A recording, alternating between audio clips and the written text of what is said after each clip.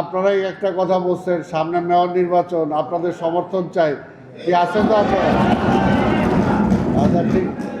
এখন তার আগে সিটি কর্পোরেশনে বকেয়া থাকলে ওইটা পেমেন্টটা দিয়ে দেন। ঠিক আছে, সৌন্দর্য বর্ধনের দায়িত্ব আপনাদের। এটা আমার রেভিনিউ সেকশনের সাথে কথা বলে আপনি এই দায়িত্বটা নেবেন। এই দায়িত্বটা আপনাদেরকে করতে হবে।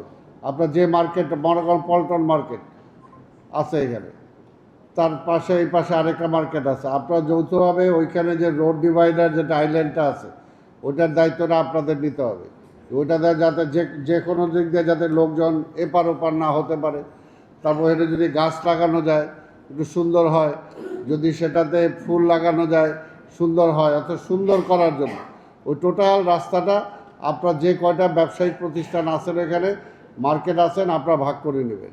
আজকে গুলিস্তানের এখানে যারা আছে আপনারা সেম, আপনাদেরকে একটা স্পট দেবে, এই স্পটটা আপনারা ভাগ করে নেবেন। এইভাবে ভাগ ভাগ করে নিয়ে যদি আমরা করি তাহলে কারো গায়েও লাগবে না, প্লাস ঢাকা শহরটা আমরা সুন্দর করতে পারবো। এই ব্যাপারে আপনারা সহযোগিতা করবেন আপনারা? ঠিক আছে। এটা আর আপনারা মিডিয়াটা দেখেন, অনেক সময় জানুদা দেখা গেছে যে হাতির পুল এই জায়গাটা আসতে, ওই ইয়ার মধ্যে রোড ডিভাইডারের মাঝখানটা এই না, ওই জায়গাটা ময়লা ফেলে। এই জায়গাটা মনে করেন ওই দিন প্রধানমন্ত্রী আমাকে নিয়ে বেরোচ্ছে, ওই জায়গাটা দেখে তো উনি অবাক।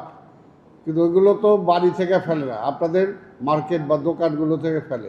এই জন্য বলছি সেই জায়গায় আমার চিফ কনজারভেশন অফিসার আছে, ওনার সহযোগিতা নেন। কোথাও যদি ডাস্টবিন করে দেওয়া দরকার হয় সেটাও আমরা করে দেব।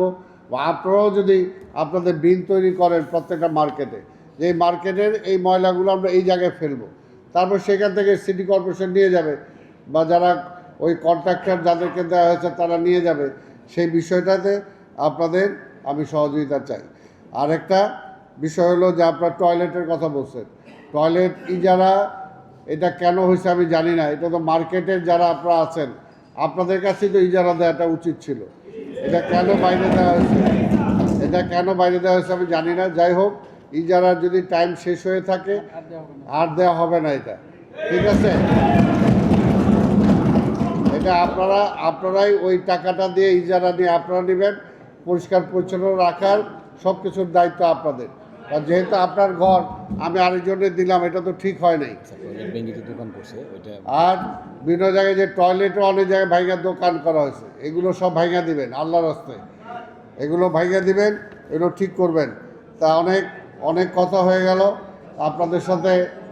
এখন আপনারাই একটা কথা বলছেন, সামনে মেয়র নির্বাচন, আপনাদের সমর্থন চাই, কি আছে তো আপনারা? আচ্ছা ঠিক।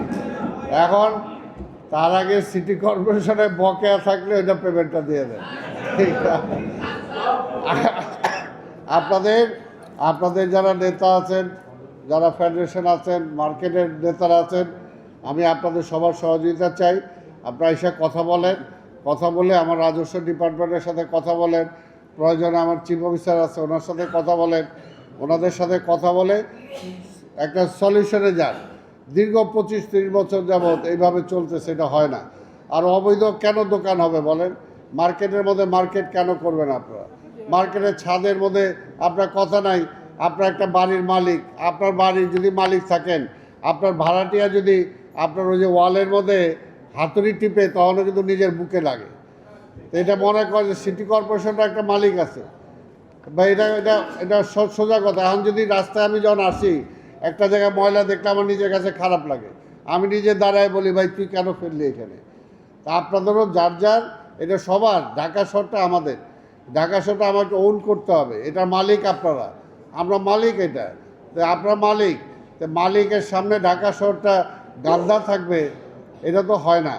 সারা বিশ্বে প্রমাণ হবে যে বাংলাদেশ, ঢাকা শহর সবচেয়ে নোংরা, ঢাকা শহর বায়ু সবচেয়ে খারাপ। এটা যখন পত্রিকায় আসে দেখে কি আমাকে ভালো লাগে?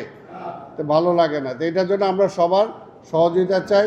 মাননীয় প্রধানমন্ত্রীও আপনাদের সহযোগিতা চান। উনি বলছেন আমাকে যে আপনি বলেন সবাইকে, ঢাকা নগরবাসীকে বলেন, ব্যবসায়ীদেরকে বলেন, ওনারা যাতে সহযোগিতা করে, যাতে সুন্দর ঢাকা আমরা করতে পারি। আর একটা